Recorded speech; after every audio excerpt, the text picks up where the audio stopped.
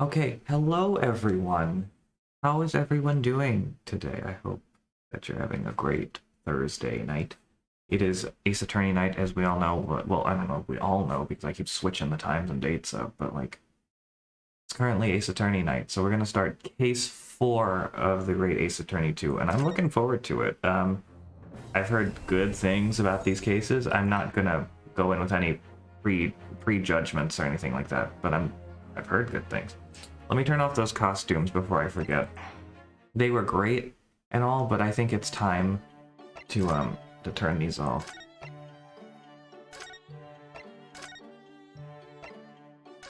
Although he did look pretty good with the short sleeves, you know.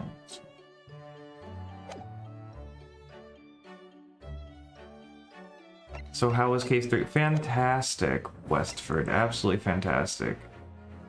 Twisted Karma and his last bow. I think that's bow. Let's go.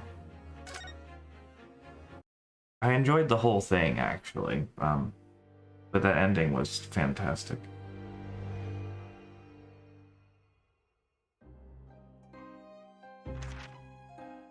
Pipe in hand, Sholmes looked down at the thick, rolling fog outside our window.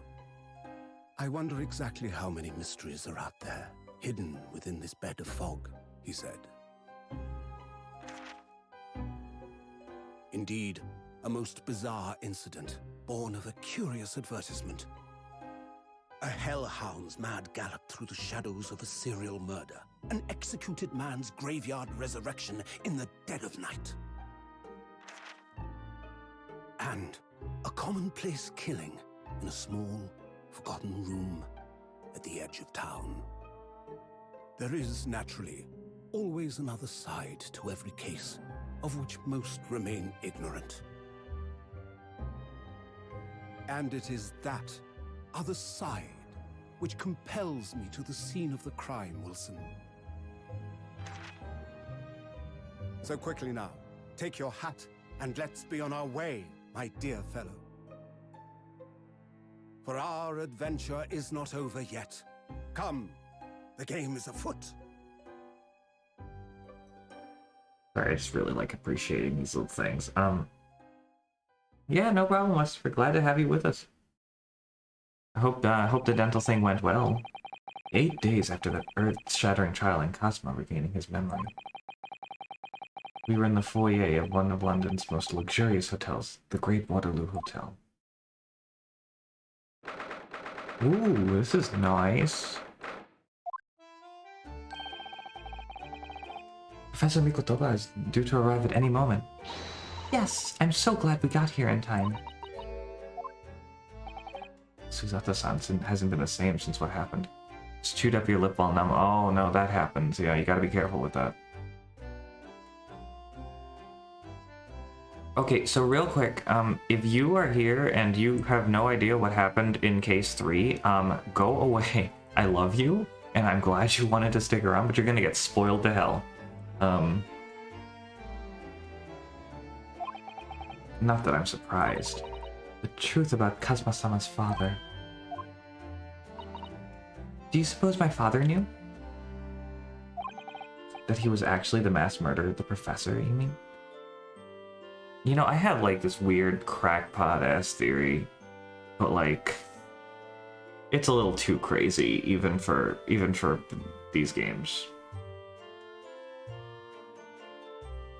Huh.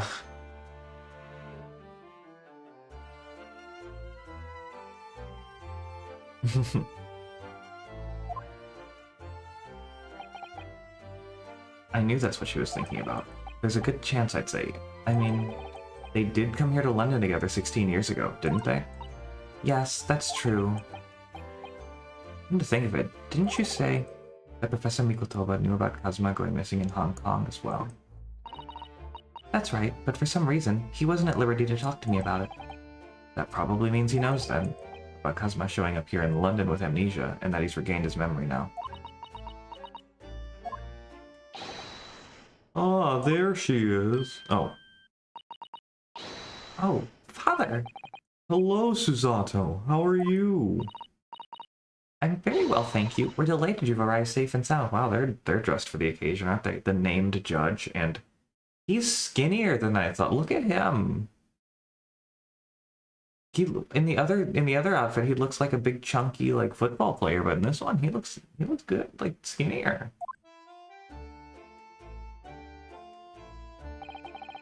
Hello, Mr. Naruhodo. Very kind of you to take the trouble to meet us here. Yeah.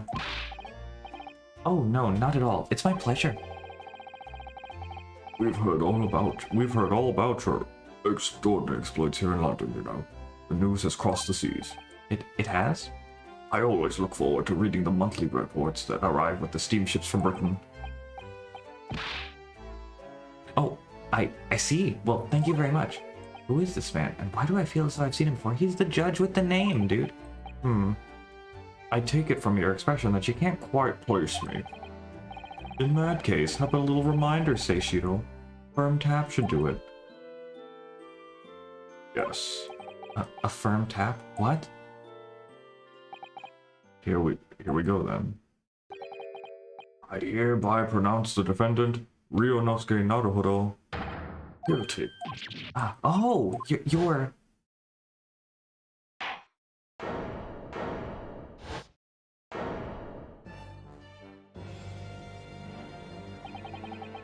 Is that an everyone thing? I had a feeling. I mean, it's weird, right? Having a judge with a name. The court will now hear the trial of Ryunosuke Naruhodo.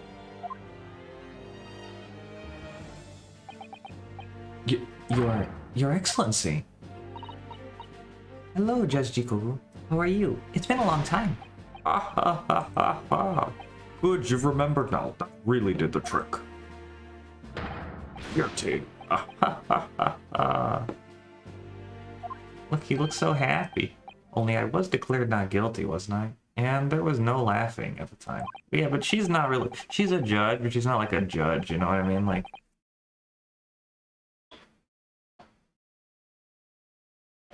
So, London again after all this time. Hard to believe it's been 10 years. To be honest, I never thought I'd be back. Neither did I.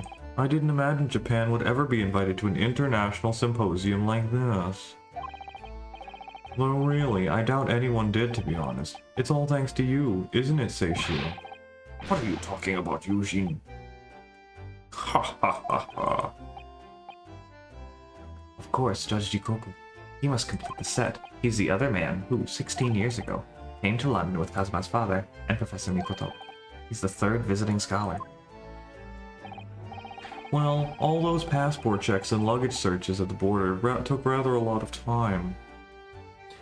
And, oh, I didn't talk about my crackpot theory, right? Okay, so, like, what if Kazuma's father was innocent? And, like, one of these two is the professor, and now the professor is back in London. Don't confirm or deny anything. I don't even want to... or, like, a whatever. Like, I know it's wrong. I do not care. That is my crackpot theory. And whatever. I must say, I'm very envious of your ministerial status. You didn't have to go through any of that, did you? I knew you were jealous. Ha. Sorry, ministerial status? Yes, didn't you know? Seishiro here is also Japan's Minister of Foreign Affairs.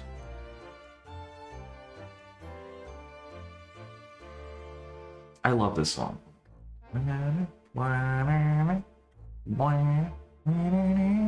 But do they not have enough citizens to, like, the judge of the Supreme Court has to act as the Minister of Foreign Affairs? Did they not have enough qualified people? It was his personal insistence that allowed you to take Kazuma's place here on the study tour. Guilty as charged. Oh, well, thank you very much. He's really every bit as important as he looks. Yes, no, Naruhodo. My other crackpot theory is that, like, Lord Strongheart is the Case 5 killer, but, like, I also thought that in the last game and it didn't happen. So, like, whatever. Yes, now, Naruhodo. I received a telegram from Lord Strongheart yesterday. Oh, you did? From Daddy? It appears that some things came to light in a trial you were involved with 8 days ago. About what happened 10 years ago. That tragedy. Yes. Could you tell us any more about it?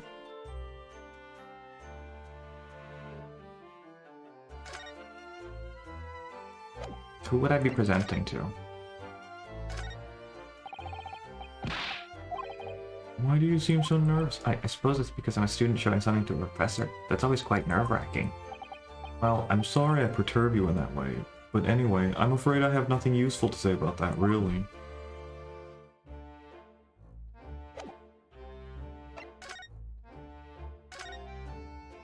So, how was the voyage here?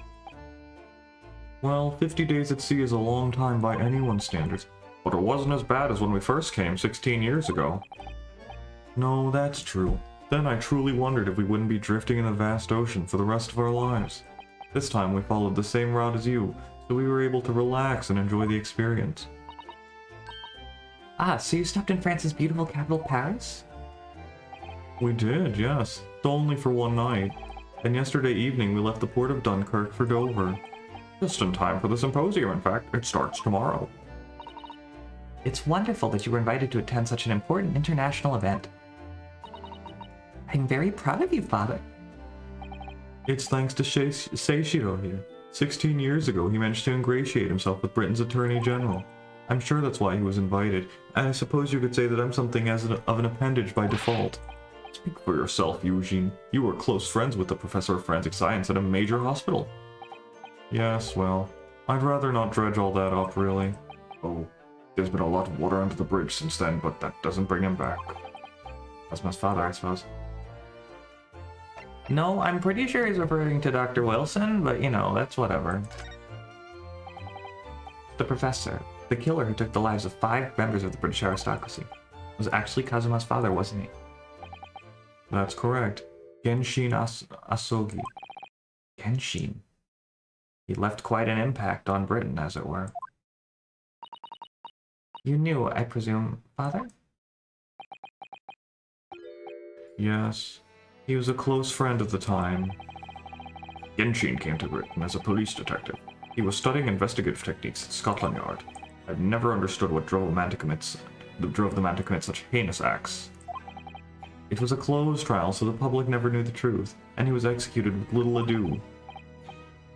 To this day, very few people know what really happened, even in our homeland. What about Kazuma? Did he know? Did he know the truth about his father? No, of course not. He was told his father passed from sickness. However, I suspect he may have had his doubts. Oh, why? As you know, I tried to guide Kazuma growing up as if he were my own son. Then one day, he came to my office at the university and said, I've decided. I want to travel to Great Britain and study there. Do you think he wanted to come here to investigate his father's death? I don't know. But when I looked into his eyes, I did know that there was no way I'd be able to stop him. Something else came to light in that trial the other day, actually. Oh, what? Well, having disappeared in Hong Kong and been missing for almost a year, Kazuma has since turned up here in London, working as the apprentice of Lord Van Zeeks. What? What? That's news to us. So, Lord Strongheart's telegram neglected to mention that part, then. As you know, we both thought Kazuma had died on the steamship during our voyage to Great Britain in January. But he didn't die. He's alive. As you knew, didn't you, Father? In actual fact, no. What I did know is that when your ship docked in Hong Kong, he mysteriously vanished. We sent a team of investigators to Hong Kong to try to ascertain what had happened, but to no avail. But he's alive? But he's still alive? And here in London, you say? I never dared to even dream it. Why on earth did the young man not make contact? The government and the police have been chasing clues fruitlessly for months now. Well, it seems that he was suffering from amnesia. What? Amnesia? When we first came across him here again here in London, he didn't know who either of us were. I see. He only regained his memory 8 days ago. This is unbelievable. Yes, it's quite miraculous. I wonder why Lord Strongheart didn't let us know. I must speak with him urgently. I want to go. I wonder how Kazuma's been these past few days. Would it be wrong of us to go and visit him? In Lord Van Zieks' office? Ooh, 2 places I want to go. That began 16 years ago now. It's a distant memory, really. It was Eugene here, Genshin Asogi, and myself were the original 3. The first judicial scholars from Japan to travel overseas to study. Ocean voyages were not what they are today, I can tell you. 16 years ago. Things were tough for their generation. Your father was an exceptionally fine medical student at Yume University at the time, you know, young lady. Yes, grandmother told me. He went to do research at a great London hospital to study autopsy, practically unheard of in Japan. Hey, I use autopsy too for my forensic stuff. Yes, it was an eerie place, sandwiched between the back of a prison and a burial ground. Ugh, not more talk of graves. Very often, there's no one willing to deal with bodies following autopsy work. So you see, autopsy labs have something of an unavoidable relationship with graveyards and prisons. Not my cup of tea at all. I studied computer forensics while I'm in grad school, and we used a program called Autopsy. I was making a joke.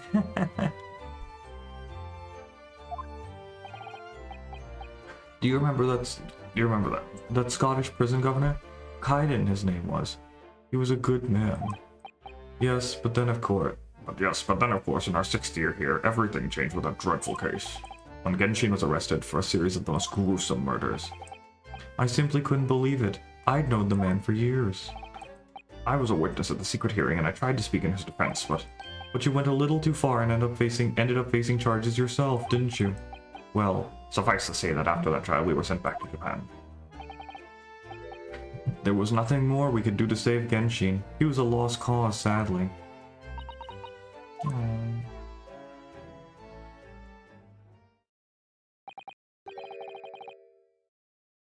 Well, if you'll excuse us now.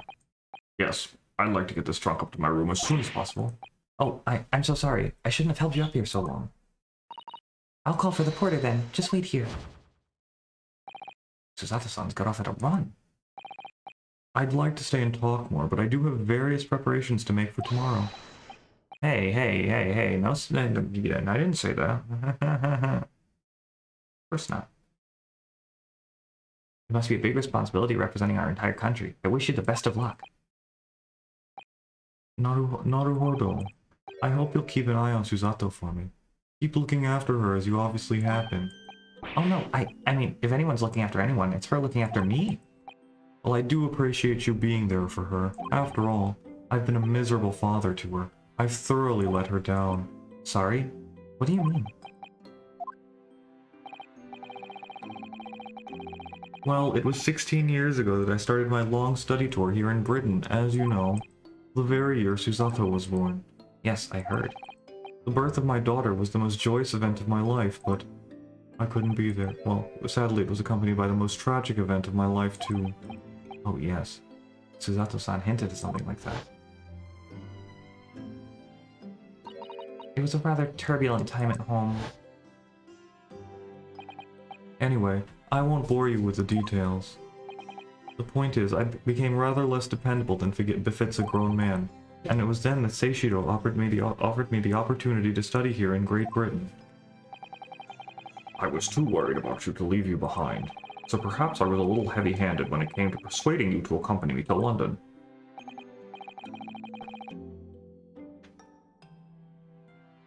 So that's what happened in a nutshell. And that's also the reason why I now feel compelled to give my daughter as many opportunities as I dare. The world does not readily afford young women such things, I must say. I completely understand, Professor.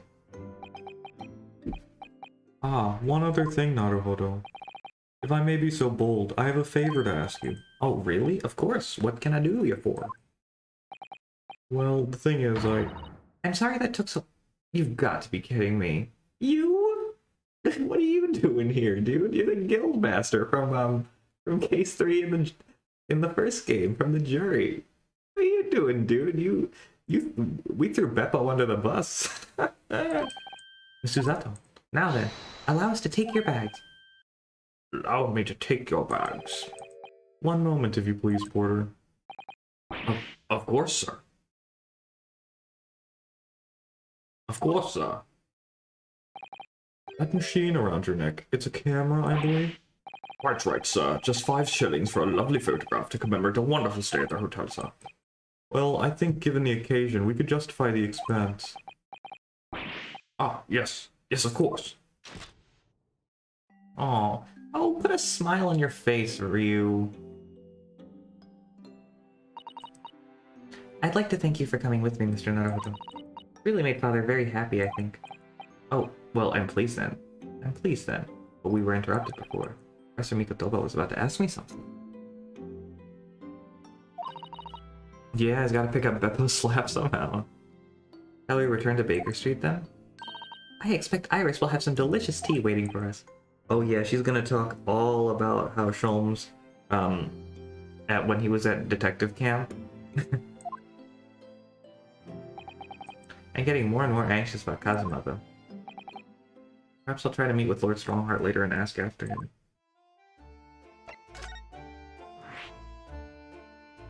Should probably go see Sholmes first.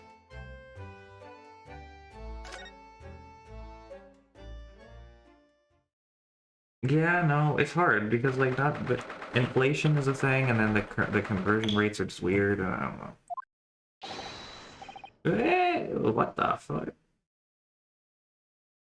Ooh, what on earth? What was that? A man screaming in the most unflattering way. Do you think could it have been Mr. Sholmes? Oh my, I do hope not. I don't do it anymore. Mon ami, stop this disgraceful display, huh? Who are these people? Iris and Sholmes look a little bit different. Who are you people? Look at their hair, it's bright red. I think they must be clients of Mr. Sholmes. Right, you two, you're coming with me now. Down to the clink. No, not in a prison. It is a dark and a damp and I don't like it. Both the darkness, it is my friend. Hello, bonjour, darkness, my old friend. I've come to meet with you again. I am not scared. But you are always scared of the dark. Shut your mouth, you idiot. I will sit quietly in the dark and plan our next daring heist. I don't like this. I don't like it. Well, tough. We'll finish down at the yard. Now get moving. Bye then, Jenny. Have fun. Oh yeah, thanks, ladies, and you're a great detective, and thanks, you're a great detective. Hehe. Gina makes a fine detective herself, doesn't she? Oh, Susie and Bruno. Hello, Iris. We're home. Well, did you find your daddy? Yes, we arrived at the hotel just before he and his friend. Oh, well, that's great news. I hope I'll get to see my daddy again soon. Yes, of course. Oh, this poor girl. Dr. John H. Wilson. So, Iris, all that remains now is the greatest of problems known to man. What on earth did you do to your hair? What did you do to your hair? You've been playing with Je suis la belle over there? Oh my god. But before we concern ourselves with that, I believe some tea is in order, don't you, my dear fellows? Is something wrong, Mr. Naruhodo? Do I have a crumb or such like on my face? Not so much on your face as on your head, I'd say. Come along then, everyone. I've brewed a special lovely blend. Time for tea. Sorry, Kanye shillings. Whatever is going on here today? In that case, let us sit and drink now, for I am in fact expecting a guest later today.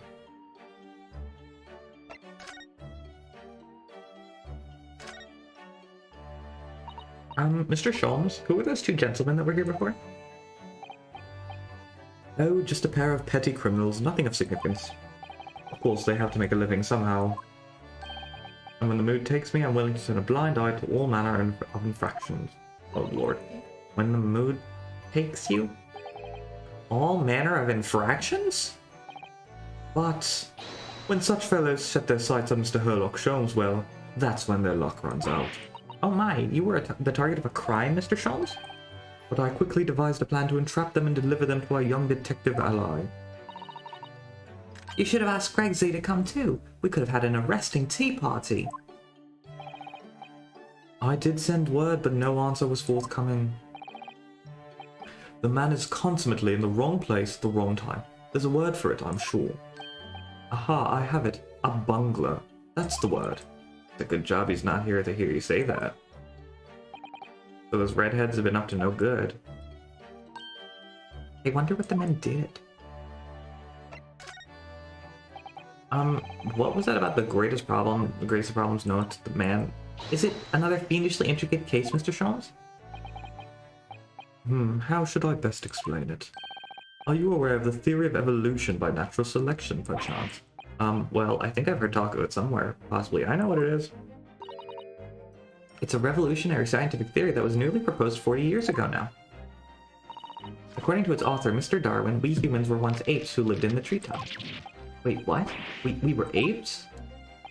Indeed. And from the very moment those apes descended from the canopy to live as humans, it has been our lot to be at the mercy of the greatest problem known to man. Our lot? What is this great problem, Mr. Sholmes? Why, is it not obvious, my dear madam? The problem of rent. Oh, God. Oh, Shoals, you relatable bastard. But did you not receive a rather large sum of money from Madame Tusspel only the other day? Sure, a large sum. One potted herb for Iris and a new motor car for me later, and all of it has quite disappeared, I assure you. Honestly, Harley, you know you squandered it. Yes, well, anyway, 2 days ago, I discovered the answer to man's greatest problem, for the coming month at least. And what was the answer? Why, there's a substantial clue before your very eyes. Don't tell me, let me see. Humans are sorry creatures, unable to see what is in front of their noses. Let me give you some assistance. Don't look, but observe me very closely.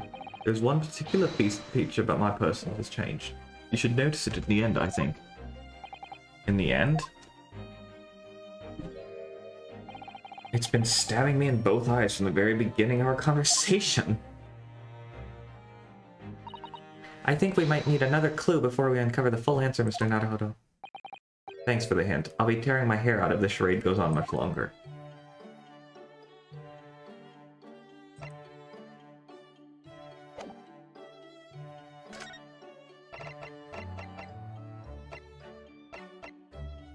Incredible. You know what? Like, you know, go him, honestly.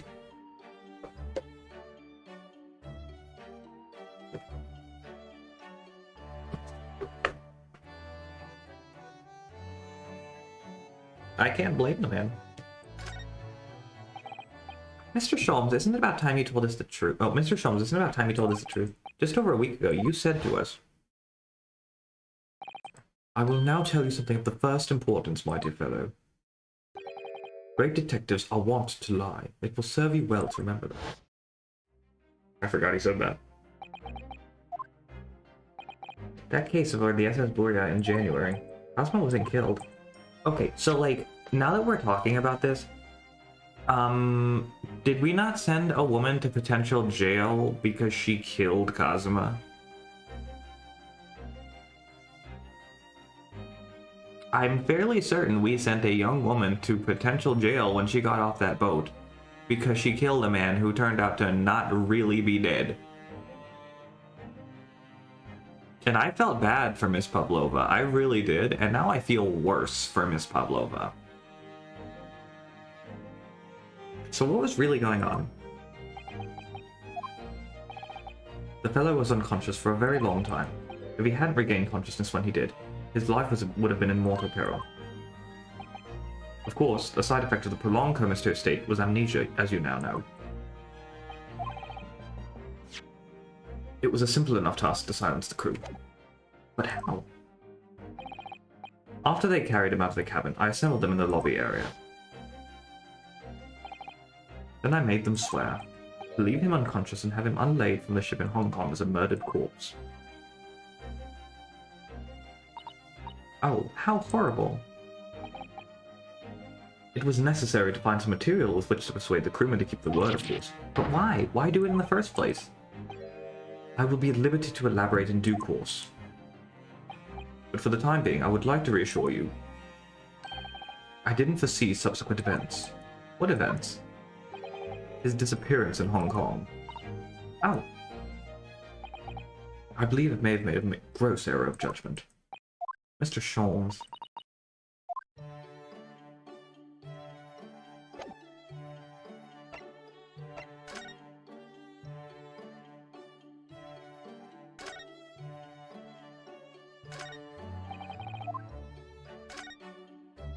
So this is another 3-screen place right here. I'm so stupid before it's, oh man, is Lord Van Zieks' office the first 3-screen place in the whole series?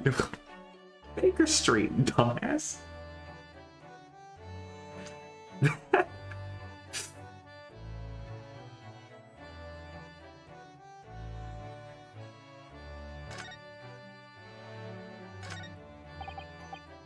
I do like this fireplace. It's one of the best things I've seen since we arrived in the country, in fact. Although I do yearn for a Japanese kotatsu. Putting your legs under a warm blanketed table is so comforting. Do be careful, Mr. Naruhodo. Don't mistakenly put your feet into the fire, will you? You'd suffer terrible burns, you know. I worry sometimes about how Sugato-san sees me.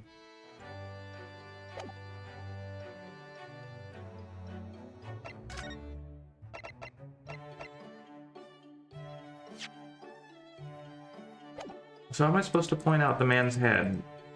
Do I just not? Alright, well, I'm not gonna do it then. Anything up in my room?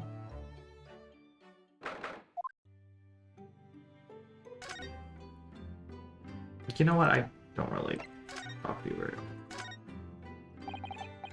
Good news that yeah. Yes, it's wonderful. In fact, the father is an ass. I'm so glad you're proud to be his daughter. Your father judged you, Kubu, versus us and Kazuma, of course. There's an ever-increasing number of Japanese here in the Ritten's capital, isn't there? Well, yes, I suppose so. But London does have a population of 6 million people, so I think we're still a minority.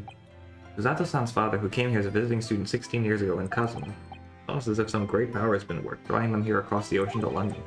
And I feel as though the waters are starting to swell again now. Well, that didn't tell me what to do at all, actually, so I guess I'll go see Grandpa. Oh, they're both here. What a pleasant surprise. Here's the final draft of the opening address for tomorrow's proceedings. I've supplemented your original with the features you asked for from the yard. I see. Excellent work. Thank you. You're welcome, my lord. What's Lord Van Zieks doing here? My, there seems to be an awful lot of tension in the air, wouldn't you say? This place is stifling enough as it is. We really don't need any more tension. My apologies, I didn't notice you come in. Your small stature and dark dress make you all but invisible to me. Oh, no, it's entirely my fault for wearing black, I'm sure. From now on, you must dress in white from head to toe whenever you come here. Now then, Mr. Naruhodo. Yes, my lord, I'm right here. Ugh, kill me now. Is something wrong? Perhaps it's a little too hot in here for you.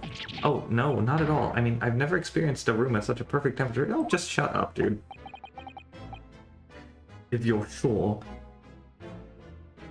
The beads of sweat carving their way down your face seem to suggest otherwise. Because of the daggers you're staring at me with mainly. As you're no doubt aware, my International Forensic Science Symposium begins tomorrow. In fact, your father arrived in London earlier today, I hear, madam. Oh, yes, that's right, my lord. He's extremely honored to have been invited. I'll leave the remaining preparations for the meeting room in your capable hands, then, Lord Van Zieks. I will attend at once.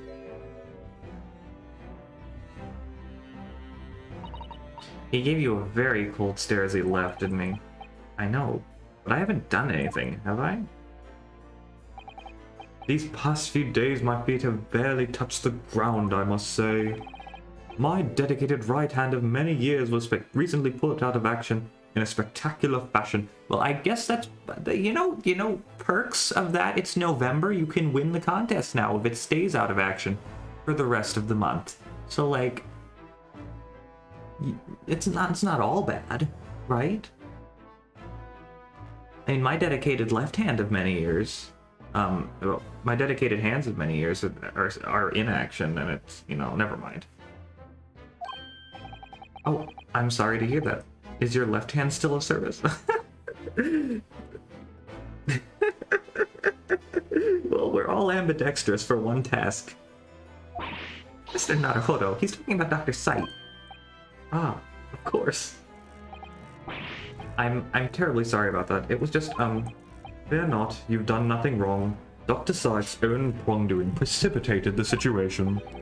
You needn't concern yourself with it any further. That'd be a lot easier to do if it weren't for the piercing stare you're giving me. Lord Van Zieks is doing an admirable job of holding the fort, though disturbingly, his apprentice has been missing since yesterday. Oh, missing?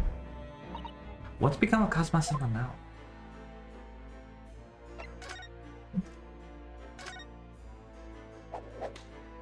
Not long ago, the visitor numbers to the Great Exhibition has exceeded 30 million. 30 million? Are there even that many people in the world? Well, obviously. As a comparison, Mr. Naruhodo, the population of the imperial capital Tokyo is 2 million. I will be opening the International Forensic Science Symposium in the exhibition's main auditorium. This event has been 2 years in the making, 2 years of preparations and negotiations with other countries. Sounds like a tremendous achievement. Congratulations. The 20th century will see the wholesale adoption of forensic investigation techniques, and cooperation between policing organizations around the globe will be essential. Which is why this landmark first symposium had to be hosted here at the heart of our great British Empire. It's a lot, but there's so many more now. In order that Scotland Yard can become the leading investigative organization in the New World. He's the same as ever, I see. That passion of his is quite something. You're every bit as passionate in your own way, I'm sure, Mr. Naruhodo. Own way, I'm sure, Mr. Naruhodo. I'm the only person in this country who truly cares about a future that embraces forensic science. It is my intention to become Her Majesty's Attorney General and reform the Yard from the ground up. The disgrace of the forensic investigation team has been a bitter blow to my ambitions. Oh my, yeah, that could be a problem. I first established the forensic investigation team a year ago, experimentally to start with Dr. Scythe at the helm that was readily accruing an impressive record of achievement. I was on the verge of changing its name and elevating its status to a full-blown forensic investigation department. And can you not do that now? Obviously, no one wants to hear anything about it at the moment. Even I can't keep this story out of the papers. 6 million Londoners will be cursing forensic science now. This incident will set back our country's advancement in the field by a good 10 years, I'd say. Unintended repercussions of our trial. We simply couldn't have overlooked what had happened, though. Of course not. We should all be grateful to you both. Anyway, I'll still reform this country's policing when I become Attorney General. This might delay my plans, but it won't alter them. Nothing will stand in my way. Except for me in Case 5, I'm guessing. About Lord Van Zieks' apprentice. Ah yes, that came as a surprise to me, I must say, that you and he are old friends. How did he become an apprentice to Lord Van Zieks in the first place? It came about 3 months ago. An unidentified Asian man was apprehended by border police. They found him hiding aboard a large goods vessel.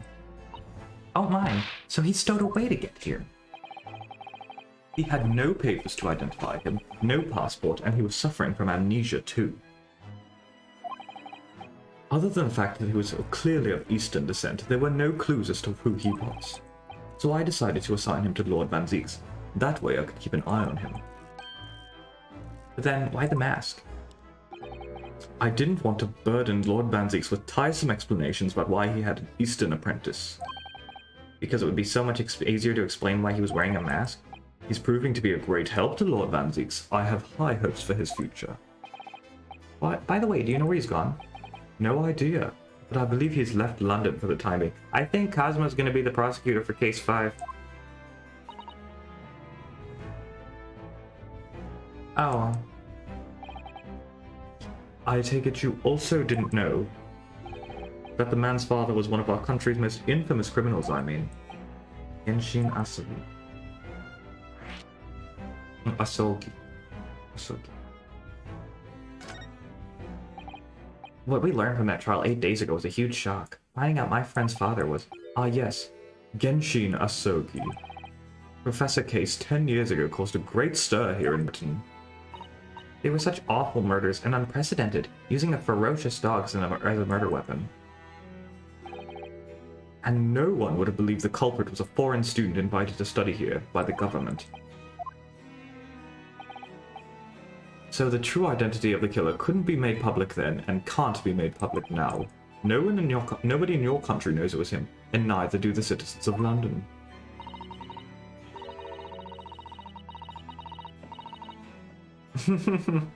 Yeah, that's pretty much how I would imagine it going. The main motivation was to avoid aggravating relations between our two nations at the time, I understand. Correct. However, it has to be noted that there were some supporters of the professor's apparent cause. What? Supporters of a mass murderer? The majority of the man's victims were a blight on the aristocracy of the day. Somewhat ironically, their deaths actually benefited society as a whole. Also, a fair few thinkers in London believed anyway. Right, I see. But it was still murder, wasn't it? It seems very similar, doesn't it? The idea of the Reaper of the Bailey.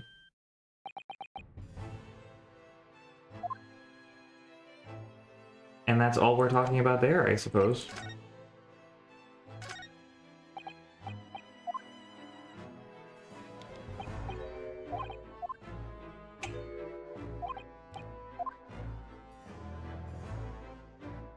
Jeez, man.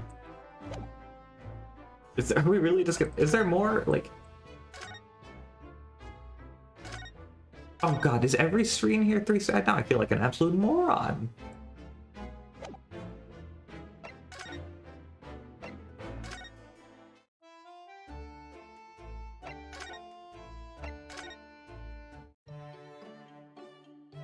How do I look at him?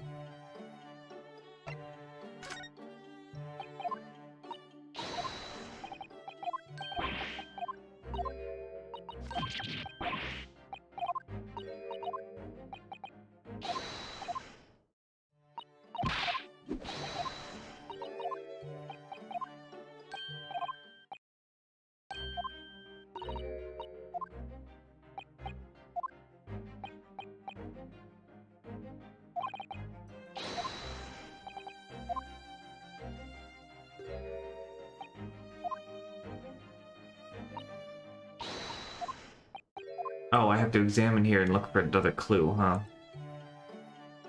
Now I see what she means.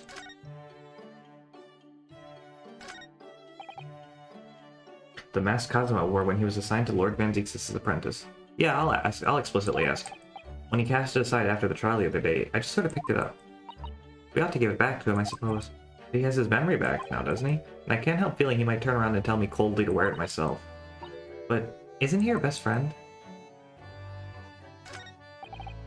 My eye is always drawn to this big metal chest that Mr. Sholmes and Iris use as a coffee table. Isn't it where Iris keeps her very important papers? It is, so you think they treat it with more care, really. But only the other day, I saw Mr. Sholmes kick it. Oh no! Suppose something must have been frustrating him. What a shame to mistreat the furniture, though. Was it damaged? The chest was fine, but Mr. Sholmes was doubled up on the floor for almost 10 minutes.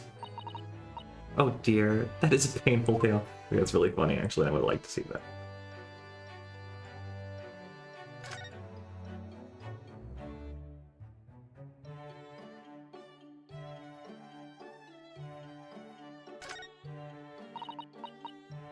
That's Iris's wonderful collection of medicines, potions, and chemicals.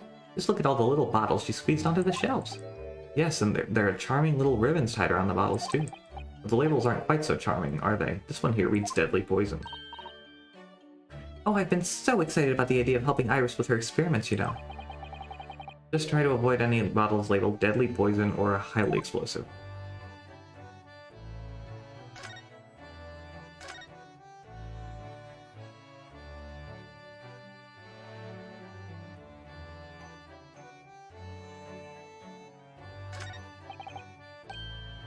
I finally managed to remember this behemoth's name.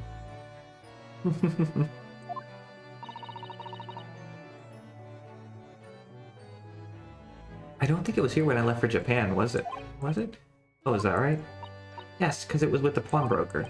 Ah, of course. Oh, that's given me a wonderful idea. I could pawn everything that's on your desk. The office would be tidy at last. Don't even joke about it, Miss Susato. You aren't joking, aren't you?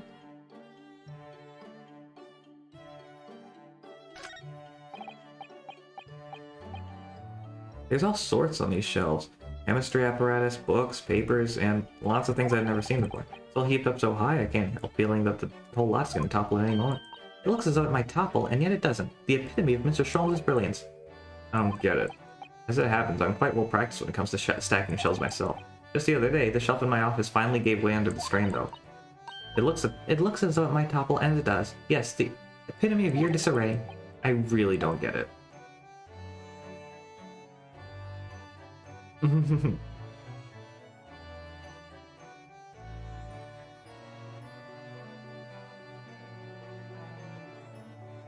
Yeah, if you click on the cursor and if you click and then drag, it follows your mouse movement, so that's nice.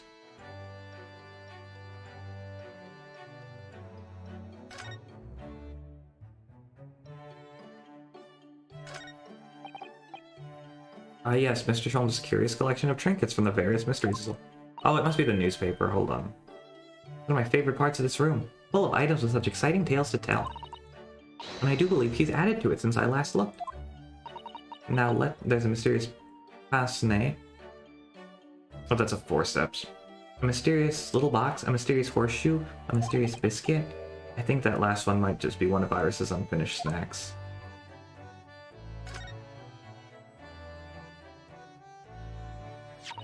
This looks like last week's edition. What's that article site circled in red ink thing? It's an advertisement column. It says, to the Red-Headed League. The Red-Headed League.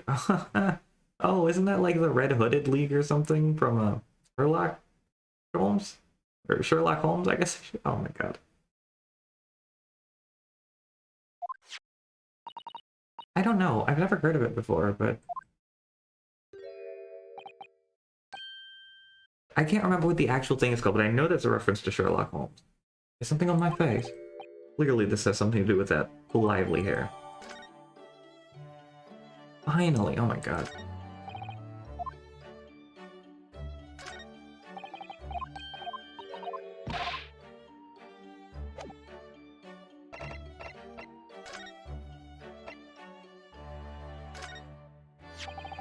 It looks as if someone circled an advertisement in this paper, Mr. Scholz. To the Red-Headed League. Does that strike you in some way? I was thinking that just maybe it might be related to your bright red hair. So, at last you've learned to apply my methods, Mr. Naruhodo. Sorry? In the first instance, and quite indispensable. Observation. It was the Red-Headed League, okay. Believe me, I could have seen my hair with my eyes shut. So then, allow me to regale you with the tales of my latest exploits. Regale or boast? So what is the Red-Headed League, which seems to be the subject of the advertisement you circled? You noticed it in the paper then? That, my dear fellow, was going to be the source of this month's rent payment. It was? How? According to the advertisement, the Red-Headed League is a distinguished institution of fellows of unspecified governance. In fact, the only condition for becoming a member is having red hair. That doesn't entirely surprise me. But listen to what the lucky redheads receive once they join. An unconditional salary of £4 a week. Oh my, £4 a week? But why? What are they paying people for? That I don't know. No details are given in the advertisement. But surely every red-headed person in the country would be flocking to join in that case. You're right, Susie. There's no time to lose. I'll put in my application at once. So will I, just on the off chance. That might be stretching a point, I think. The trouble is they have a fixed number of members, you see. Oh, I see. So once a certain number of people have joined, no one else can. But as luck would have it, one member recently passed away. It wasn't particularly lucky for the redhead in question, I feel, Mr. Sholmes. So you decided to try to join in his place? Correct. I mean, look at me. Have you ever seen such a red-headed fellow? No. So why? Why did it have to go so wrong? What on earth happened? A blunder, Mr. Naruhodo, though it pains me to admit it. Your blunder. What did you actually do to your hair, Mr. Sholmes? I'm glad you asked, Miss Susato. What you see atop my head is neither dyed nor a hairpiece. I changed the color of my hair overnight by the wonders of chemistry. Chemistry? I was conducting some research into a method of rejuvenating spent tea leaves, and in the course of my work, I stumbled upon a potion that, when taken, turns one's hair a flame-like red. Would you like to try it? It will make every hair on your body perfectly crimson. I think I'll pass. But Mr. Sholmes, is it quite safe to drink? Surely it's bad for you, isn't it? Amateurs are always hampered by such fears. Oh, I never should have doubted you, Mr. Sholmes. You mean to say? But of course. To earn £4 a week, one must be prepared to turn a blind eye to a little danger. That degree of red signals more than just a little danger, surely. So anyway, Hurley left full of confidence yesterday with his new red hair. At the park on Lime Street with the red-headed league was interviewing prospective new members. So what went wrong? The whole park was choked with red-headed folk, like a Costa's orange barrow. I queued for 8 hours solid before at last I reached the front, but when the panel of interviewers saw me, they immediately said, "Ah, Mr. Herlock Sholmes, are you in disguise to conduct an investigation?" So naturally I had no choice but to reply, "And give me away." After which I could do little else but turn and leave. Then this morning, when I looked in the mirror, irritation stirred within— Oh my god, Sholmes, you idiot. So I turned that pair into the police. Oh dear, what a disaster. Hurley and those two redheads. Sholmes, what the hell, dude? Ding-a-ling-a-ling, ding-a-ling-a-ling. I want you to play with ding-a-ling-a-ling. Ah, here is my guest now. My latest client with money to spend. Oh, what the hell did she say? Oh, I do hope it's an exciting case, Hurley. Remember, Iris, we are all at present gripped by the greatest problem known to man. And must be willing to accept any case, no matter how unstimulating, save locating a runaway, of course. Don't spare anyone's feelings, will you? Oh dear, I'm afraid that Hurley can lack a little tact, especially just before the rent is due. Thwack. You? Oh no, you from the jury? What the hell? They really don't want to get away with making more models than they have to. I guess I can understand it. Mr. Sholmes, oh please, Mr. Herlock Sholmes, please, oh please, please find my husband, he's run away. Well, save locating a runaway. To upset me. I beg your pardon? Never mind, a personal matter, my apologies. What exactly are you trying to say, Mr. Naruhodo? I didn't say a word. I feel like there's a difference between actual foreshadowing and just like a person who showed up before is relevant in the end. There's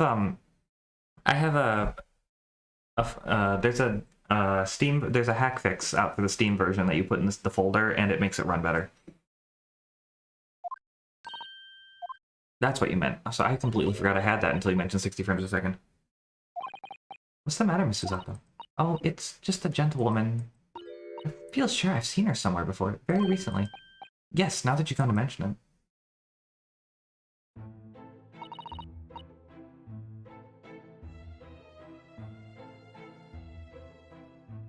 As I explained earlier, my name is Evie Vigil.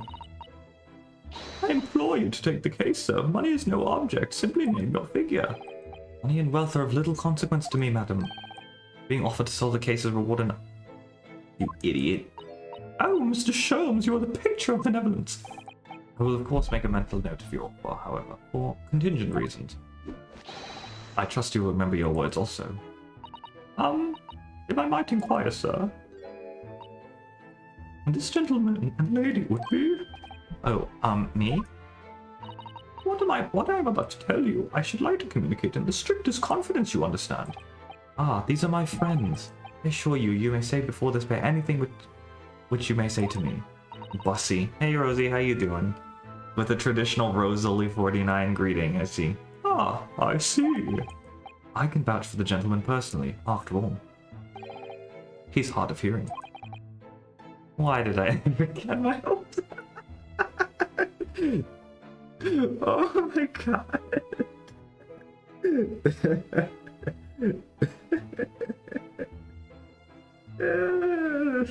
Oh god, I remember. Oh lord, that makes me laugh so much. The reason I put the hack fix in is because it cuts the loading times and the hang-ups.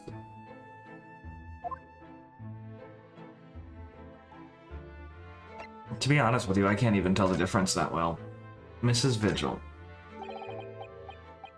Forgive me for asking, Mrs. Vigil, but have we met somewhere before? Quite recently, perhaps?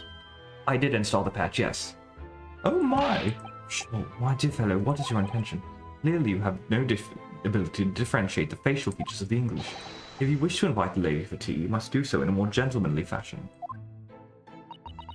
Is it possible that you're the nice young lawyer from the trial I attended last week? I knew I recognized her.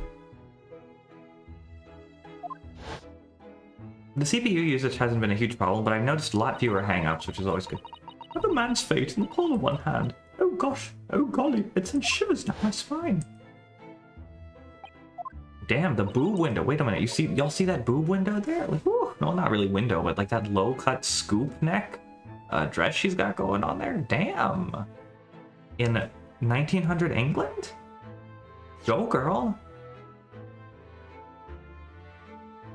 I didn't recognize her because she's acting so differently now. It must be very difficult for you as a lawyer, being hard of hearing, I mean. Pardon? Oh dear, I'm so sorry. Don't worry if you can't hear. It was frippery, really, nothing more. Now, look at what you started, Mr. Sholmes. Thank you very much. Yeah. I believe it would be prudent for you to sit quietly in the corner. Yes. Yeah, she does have some sheer fabric over it, but like, damn, it's still a pretty scoop neck dress, honestly. Tell us about your husband, madam. Mr. Vigil, my daily, is 40 years of age. I have a photograph here. Oh, he look, yeah, right. An entirely unremarkable gentleman. By appearance, at least. How long have you been married? It will be 15 years this year. How old is she? Hold on. She also 40?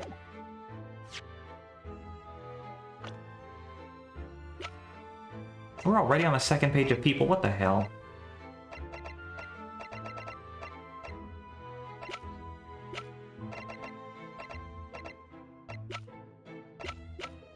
Oh, she's... Okay, well. Got married at 21, nice. We have a cordial relationship and my husband's income is more than adequate, so we live quite comfortably. As it would appear. As it would appear, I need only look at you to know these things. Oh gosh! Your dress is the latest style, your hat clearly regularly groomed, and your eyes are animated. In short, you have no inkling as to why your husband might have disappeared, correct? That's right, he's a kind man with a strong sense of loyalty, and he rather dotes on me. Which would point to the possibility that he has become embroiled in some incident or other. Oh, that is exactly what I fear must have happened, Mr. Sholmes. I'm quite beside myself. My husband's employment is somewhat unusual, you see. What if he's incurred some miscreant's ill will? What exactly is your husband's line of work? He's a warder at the prison. A guard? That is somewhat unusual. Prison warder, oh lord. So, your husband is a prison warder? That's right, yes. Well, in actual fact, he's the chief warder. Indeed, I see. Also, how are you, Rosie? I hope you're doing well. Well, a chief prison warder certainly qualifies as something of a specialist occupation. Yes, it does indeed. My poor husband must prepare those dreadful punishments and see that they're carried out. Dreadful punishments? Does she mean capital punishment? I wonder if he's the one who fucked up the execution of the professor. Or her husband. I don't know if I said she or he, but I meant he. and at such times he must occasionally spend a night or two in the prison dormitory. But for that extra responsibility, he is remunerated more handsomely than the other warders. Of course, we make no mention of my husband's work to the neighbors. Work is almost done. Gonna get to Pokeball for me and you, brother. Nice, nice. Can you get a third bowl for me? I'll Venmo you. Yes, I believe your prudence is justified. Tell me, at what prison is your husband engaged? Cool, thank you. Barclay Prison, Mr. Sholmes. Really? Barclay? Oh, a fine establishment. If I'm not mistaken, there's a large cemetery just behind it. Yes, that's correct. Lowgate Cemetery. No. Oh, that was... Why is everyone related to these damn cases? I swear to God. Lowgate Cemetery, the very place we were discussing in court. That's unbelievable. Unbelievable, my dear fellow, and yet undeniable. Sorry, Mr. Sholmes, I'm afraid you've lost me. Ah, pay no heed, madam, pay no heed. A private matter. This can't really be a coincidence, can it?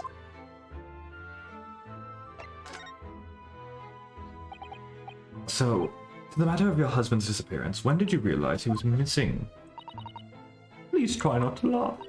It was yesterday. I'm sorry, yesterday? That really is recent, laughably so. The truth is, my husband does at times have occasion to spend the night away from work. It's not at all out of the ordinary for him to not return to home at night, but it's different. Not to make any contact for a whole day. That has certainly never happened before. Oh, my dear Daily, what could have happened? Oh, daily vigil and evening vigil. I get it.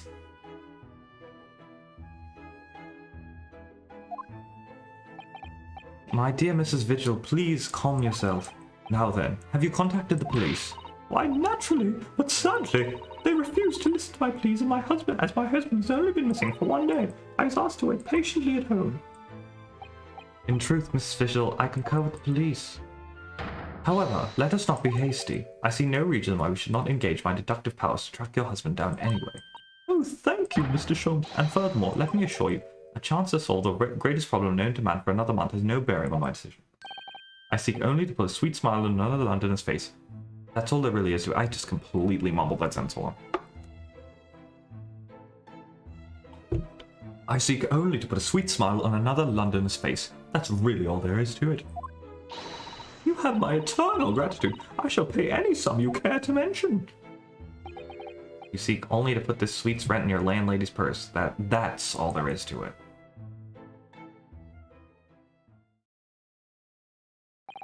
Thank you for everything you have shared with us, Mrs. Vigil. Oh shit, you're right. I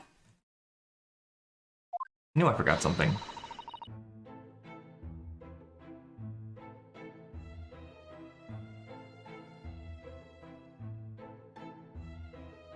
There we go. Thank you, Rosie.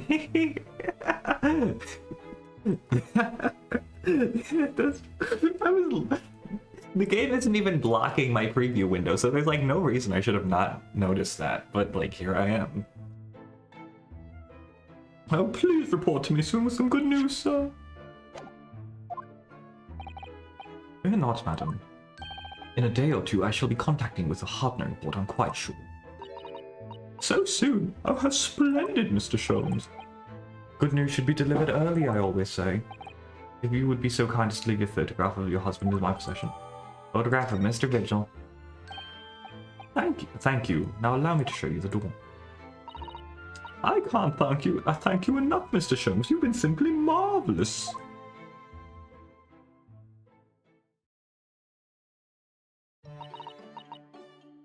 You know, I think it every time, Harley. But how do you come out with such nonsense? Good news in a day or two. Are you sure? I can't be sure, of course, but I did swear on it. I merely gave the good woman some hope. I hope to be able to give her the good news, one might say. After all, the rent must be paid by the end of the day tomorrow. If by that time I've successfully located Mr. Vigil, we shall be mutually received. Wouldn't you agree, Mr. Naruhodo? Don't look at me with those pleading eyes. Well, my dear fellow, did you hear the details of the case? Yes, my hearing is surprisingly good, actually. Excellent! And what did you make of it? Well, I was surprised to learn where her husband worked. At Barclay Prison, I mean. Ah, so you noted that. Of course, especially with the mention of Lowgate Cemetery. Lowgate Cemetery is at the rear of the Barclay Prison, so it was renowned among us students at the university for being haunted by the ghosts of condemned convicts. Barclay Prison is where that notorious man was incarcerated. Yes, sir. And now a warder from the prison has mysteriously disappeared, it would seem. It's all very peculiar.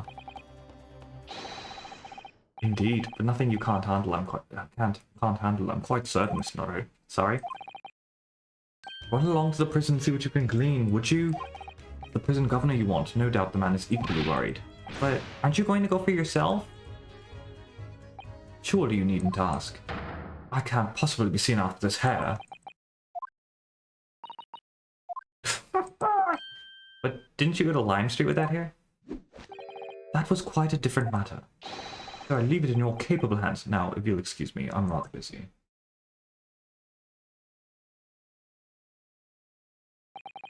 Of course you are. Let's go. Let's go. Time we're going to the Barclay Prison. Barclay Prison is on the outskirts of London, backing onto a lonely burial ground. Its four high outer walls loomed quietly before us in the fog. Having requested a meeting, we were shown to the governor's office in the watchtower. That is a guillotine clock. I don't like that.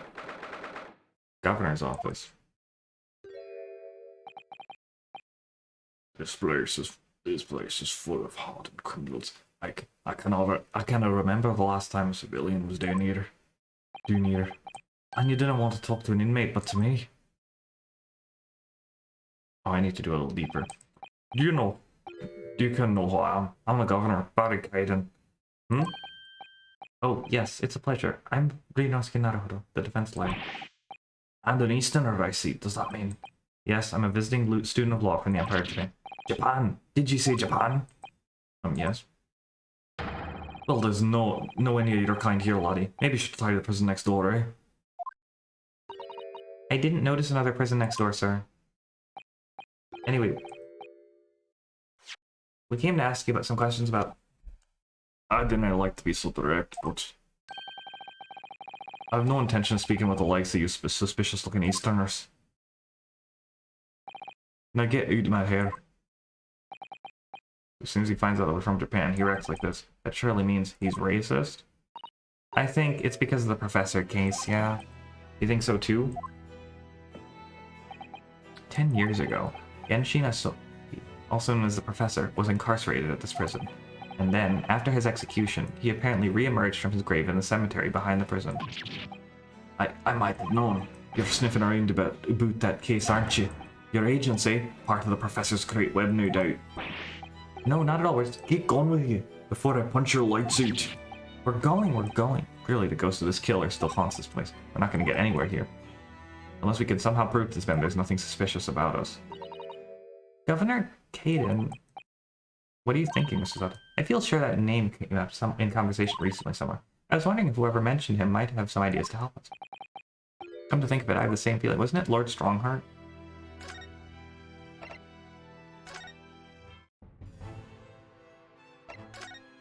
It was not Lord Strongheart.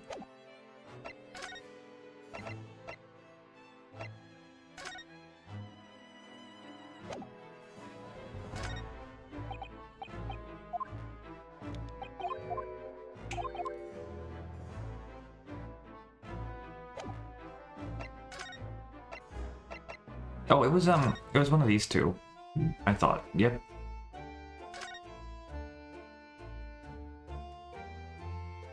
Oh, there's so many people here. Let's talk to you. That desk is no... Oh, it's not. Anyone wanting to spend the night has to report there to sign in for their stay. Oh, do you think that's the head clerk behind the desk there? Yes, I'm sure it must be. I'd love to stay in a grand hotel like this for a little while, wouldn't you? Just to know what it's like. If the hotel fee was paid through our stipend, I'm afraid it might bankrupt our homeland. True, London gives the word expensive a whole new meaning.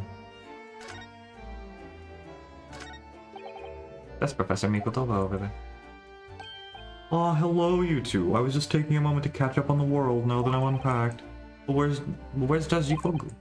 Yes, he's not the relaxing sort. He's taken himself off to pay his respects to all the legal bigwigs. Having only just arrived in the country today? Goodness, he's full of energy. Professor, you mentioned something before about how you'd known the prison governor at Barclay Prison. Oh, Governor Caden, you mean? Oh, Barricaden. Yeah, I get it.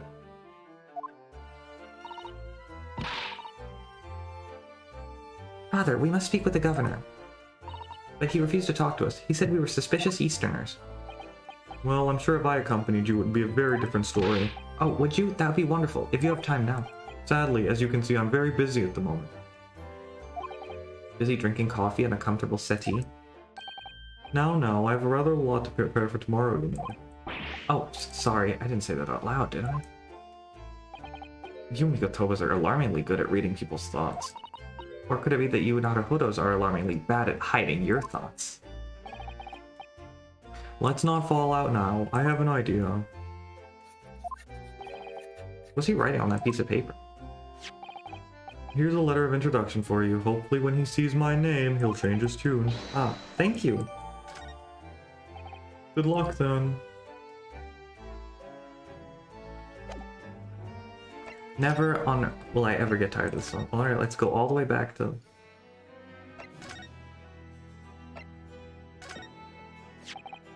If you'd cast your eyes over this, Governor Caden. What's this then? You kind of pulled the wool over my eyes, you good-for-nothing Japanese student. Mikotoba. That young jock from the forensics laboratory. That Mikotoba. Yes, exactly, him. Oh dear, perhaps I should have said something sooner. I'm Eugene Mikotoba's daughter, Suzaku. James, you're the young man's daughter. And you didn't think to mention that afore. I do apologize. Well, you'd best take a seat then. Can I offer you a cup of tea, perhaps? And don't forget to try one of these wee handcuff biscuits. Your father's influence is nothing short of amazing.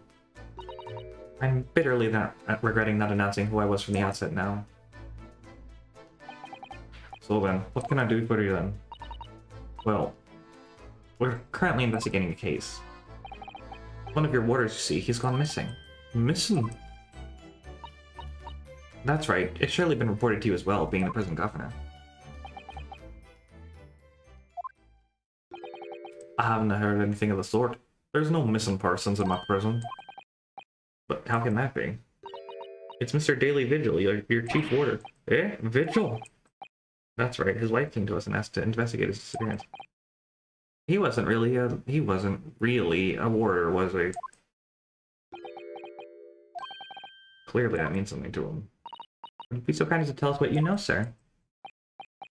I of course. I understand that Mr. Vigil is the chief warder here at the prison? Okay. That he was. Strong sense of responsibility and dedicated to the job. No doubt about it. He was a fine warder. Sorry, did you say was? He doesn't work here no more. He left the job. Oh my. When was this exactly? There's a question. When was it about? It kind of bit, much less than, 10 years ago now. 10 years ago now. What? 10 years ago? He stopped working here 10 years ago? I knew it! As I minded. I haven't heard the fellow's name in all that time. That's a worry if he's gone missing though. But Mrs. Vigil made no mention of it. I think perhaps Mr. Naruhodo, that his wife simply doesn't know. I think she's unaware that he no longer works here. Governor Caden, can you tell us what happened? Why did Mr. Vigil give up his job here? That's important, is it? Yes, I believe it may be. What are you thinking, Mr. Naruhodo? I can't help wondering, given that it was 10 years ago. Ah! Which was exactly when the professor was being held at this prison. This dude botched the professor's execution, right? And then, like, got the can.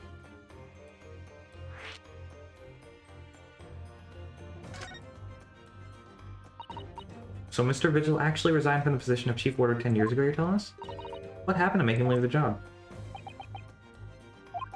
In actual fact, he didn't leave the job willingly. He had no choice in the matter. You mean, he was dismissed? It was after a particular walk. Sorry, a walk? Aye, that's our word for it here in here. Walk to the gallows and an execution.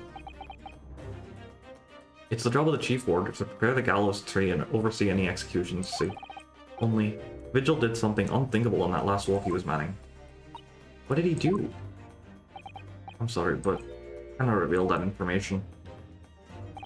But I can tell you it's very rare for a chief warder to be relieved of his post. But why wouldn't Mrs. Vigil know about it? She appears to be under the impression that her husband still works here. I wouldn't know anything about that, I'm afraid. Can you perhaps answer one more question about the circumstances of his dismissal? And what would that be in? That last execution that Mr. Vigil was responsible for overseeing. Was it by any chance the professor's? My thoughts exactly. I'm sorry, I really am, but I'm at no liberty to answer that. I see. My father came to Britain all those years ago in order to study forensic medicine. But you seem to have been well acquainted. The dead room, the prison, and the cemetery have a lot to do with one another. After all, they need fresh corpses for forensic research, Deacon. Yes, I can imagine. The advancement of medical science isn't always particularly palatable. Your father worked in the laboratory just on the far side of the graveyard, in the basement of St. Sinners. It's still in use today. St. Sinners? That's come up before, I'm sure. Yes, that's right. We've been there. Mikatoba and I often used to ride in the carriage together to negotiate terms for more fresh material, I suppose. Aye, and we used to sit in here for hours and gabble on a beat section and all sorts. Ugh, it takes me back. Over a pot of tea and plate of cuff biscuits, of course. How charming. He was a good fellow, your father. Reliable, and dead set on his work. I'm afraid. I'll never understand you Japanese. Because again, she not Soviet, I suppose. Well, I cannot tell you anything else until I'm eventually subpoenaed in court, and then Dwight has to do this voice for an entire witness testimony segment, and that's going to be awful. Thank you so much for your time, Governor. Oh, one moment before you're away, I'm sure I've seen it here somewhere. Ah, find it. Here, take this as a wee souvenir of your visit to the prison. What is it? That's Vigil's dismissal notice. It's 10 years old now, of course. Oh my, are you sure? It's no trouble at all. It's not the original line. Thank you very much, Governor Caden. Governor Caden? Well, in return, do me a favor and never come back here. That case is closed. Well, I think we ought to return to Baker Street for the time being. Yes, I agree. We need to report back to Mr. Sholmes with what we found out about Mr. Vigil. What will you tell Mrs. Vigil, I wonder?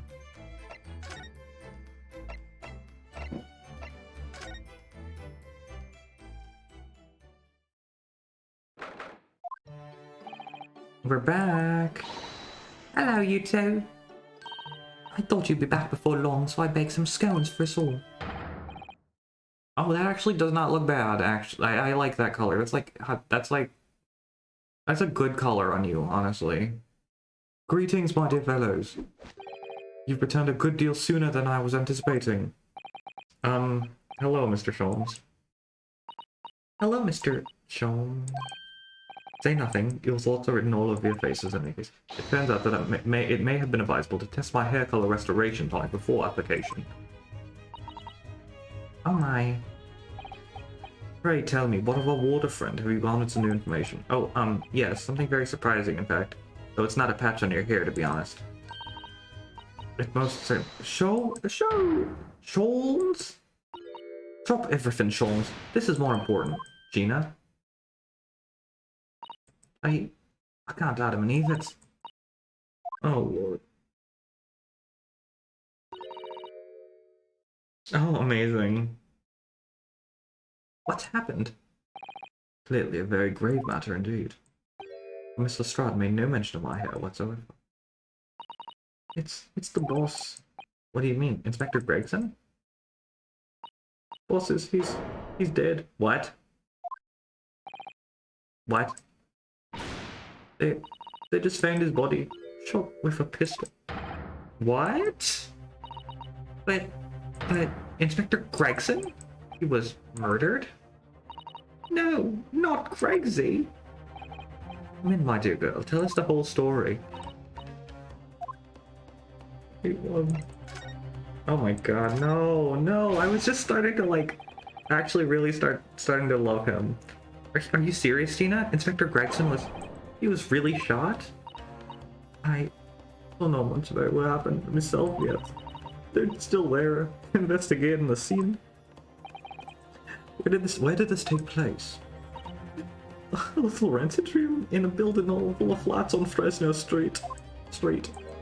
The outskirts of town, nowhere near his home. He was perhaps investigating a case then. The thing is, no one at the yard knows nothing about no case around there. Oh, how strange. The boss he was so good to me. I know I ain't up to much yet, but one thing I was gonna show him. I was gonna show him I become a proper detective. Oh, Jenny. So, who did this? Do you have any idea who the culprit is? They got him already. Already? They caught the shooter so soon? A witness reported something was going on, and the boys got stripped in there and took care of him. Who? What awful person did this? I still can't believe it myself. Tina? It was the Reaper. Eh? Wait a minute, you don't mean they've arrested Lord Van Zieks for it? That's right. The Reaper bloke's gone and shot the boss. No, Lord Van Zieks. Oh, I see where this is going. So, I guess they're gonna have Kazuma prosecute this trial. Are you quite sure, Mr. Strahd? It's Baroque Van Zieks the police have arrested. I saw him with my own eyes, in the interview room at the yard. I don't believe it. But there were witnesses, and they're all saying it was him. So you mean there were actually multiple witnesses? They heard the gunshot, apparently. And when our lot got to the scene, it was only the boss and that Reaper bloke in the room. But there's no way Lord Van Zieks would have taken Gregson's life. I just don't believe it. I don't believe it either.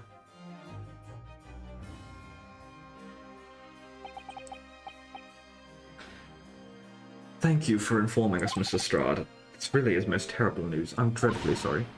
What are you saying sorry for? He didn't do nothing. Well, anyway, I'm taking a cab over to the scene right now. Please come and all, as soon as you can. You've gotta help.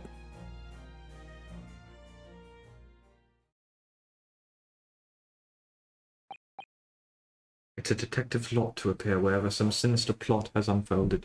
Little wonder we all look haggard. Sometimes those things are almost too much for the nerves. Mr. Sholmes. What use is there in being a great detective if I fail to see something like this coming, How could I let this happen to Gregson? To Gregson? Mr. Naruhodo, I shall leave at once to begin my investigations. Of course, yes, we will too. It would be helpful if you could talk to Mr. Reaper and see what you can glean. I'm sure you were intending to do so anyway. Until later, then. Inspector Gregson dead, and Lord Van Zieks arrested. Bruno, Susie, I've called you a hansom. It's waiting outside. Thanks, Iris. Shall we, Miss Susato? Yes.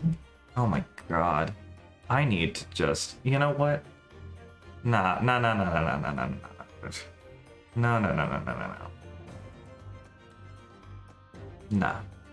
Nah. This is fake, right? Am I being punked? Steam gave me a personalized copy of the Great Ace Attorney Chronicles, and this is it? Nah. No, I'm not into that, no. I don't know what to think. I don't know what to do. I'm so upset.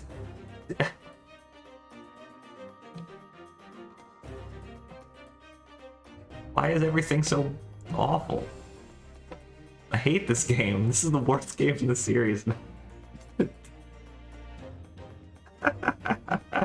Oh my god. You know what? You know what? I'm gonna take a break, actually. Just a short one. I'm mad. Well, I'm sad. I need to take a quick break. I'll be back in like 5 minutes. I need more to drink. I need to use the bathroom. I need to just compose. So this is where this VOD, this is where this VOD's gonna split. So this is gonna be fun.